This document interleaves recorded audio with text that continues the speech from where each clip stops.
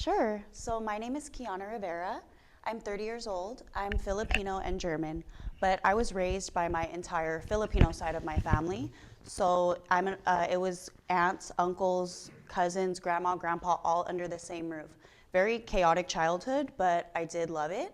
I started my hair career at a young age, at 16 years old, and it's actually the only job I've ever had, but I love it. I think that I always was very feminine, but very creative. I love reading, drawing, and I got to mesh my creativity and my femininity together with doing hair, and I love taking care of people. So I was named #1 hairstylist in the Bay Area, and the reason why that's a really proud accomplishment of mine is because it led to a string of events where I got so much opportunities from being named #1 hairstylist in the Bay Area, and I did a fundraiser for Save the Children for their programs in Afghanistan. And I met Ethel Reddy, who is someone that's involved in the pageant, and I started doing hair for the pageant. So I did hair for MAG last year, and I was honestly in awe of all these beautiful women, and now I'm here today, so I went from backstage to on stage. That's a little bit about myself. So a challenging situation that I faced, which not a lot of people know, is that I was in an abusive relationship and I felt very alone. I looked in the mirror and I just felt like I didn't have anyone. And I turned 25 and I just thought to myself, I can't do this anymore. I had somewhat of a quarter life crisis and I just thought, I need to do something. And I finally left that situation by leaning on my friends and family and just saying, you know what, you wanna play like tit for tat, you can have it all, and I would just go. And now I'm here today, and I'm someone that my 25-year-old self would be really proud of. Thank you. One of the most impactful role models I have in my life is my grandma. She's no longer here with us today, but she's someone that is like a spirit animal to me. I always try to think about what she would do in a situation. My grandma lit up a room. She was the sweetest, just little Filipino lady that everyone loved, and I try to embody her. And also in challenging situations like Crystal brought up, I really just think about what my grandma would do in that moment. And yeah, she was a preschool teacher and really good with kids, and I think that if I didn't do hair, I would also be working with kids just like my grandma. So that's my role model. Yes, so thank you. What motivated me to join the pageant was not on really my own idea, but more so I also did hair for Miss Chinatown USA last year, and I was approached at the after party by Rose, the founder, and she was like, "Are you Asian?" And everyone laughs when I tell them that that was the first thing she said, but I was like, yeah. And they told me that I should compete, and I thought to myself, honestly, I'm underqualified. I'm just a hairstylist. I've seen these girls last year.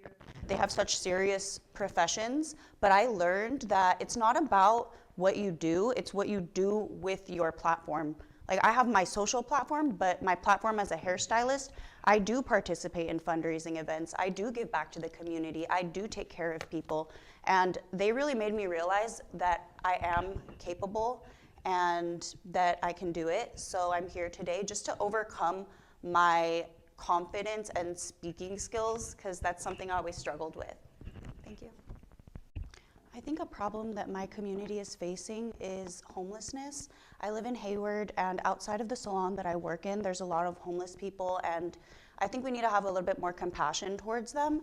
So sometimes when I'm going in the parking lot, people see them and they kind of just ignore them. And I think that we need to realize it's a mental health crisis. Sometimes it's not just people that are on drugs. These are people that have families and lives, and they are people too. So how I would like to give back is by volunteering for the homeless. And I actually am gonna go to a meeting with the Hayward Police Department later this month to talk about the homelessness in the area. Thank you. So a global issue that I'm passionate about would be the environmental crisis, like global warming. I think that we need to take care of the future for our children, because our children are our future. And as Miss Asian Global, I would like to have my own fundraising events. As a hairstylist, I already want to organize my own instead of just participating in other people's. So as Miss Asian Global, I would like to use that to help the global warming crisis by having a fundraiser, and maybe I can just do people's hair and all the causes can go towards that. Thank you. Yes, I agree with that. My advice to them would be that the world is changing and the beauty industry is actually booming right now. You can actually make a successful career out of that.